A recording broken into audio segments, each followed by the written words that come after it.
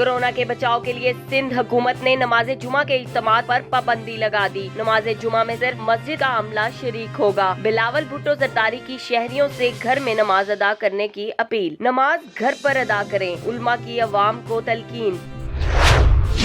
ऐवान सदर कॉन्फ्रेंस में उल्मा की वीडियो लिंक के जरिए शिरकत। वजीर मजहबी अमूर नूरुल हक ने कहा, तमाम नमाजों और जुमा के इज्तिमा को महदूद किया जाएगा। मुल्क भर में तालीमी इदारे 31 मई तक बंद रहेंगे। वजीर आजम 1 या 2 रोज में बड़ा ऐलान करेंगे।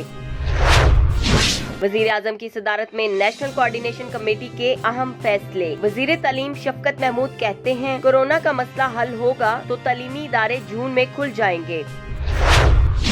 सऊदी हुकूमत ने पाकिस्तान को हज मुआहदे करने से रोक दिया। सऊदी वजीर हज ने वजारत मजहबी अमूर को खत में कहा कि कोरोना के पेश नजर अभी मुआहदे न करें, सूरत हाल बेहतर होने पर आगाह करेंगे। पाकिस्तान में कोरोना से जाँ बहक अफराद की तादाद 9 हो गई। कोरोना वायरस मुतासरा अफराद की तादाद 1200 के करीब पहुँच गई। 21 मरीज सेहतयाब।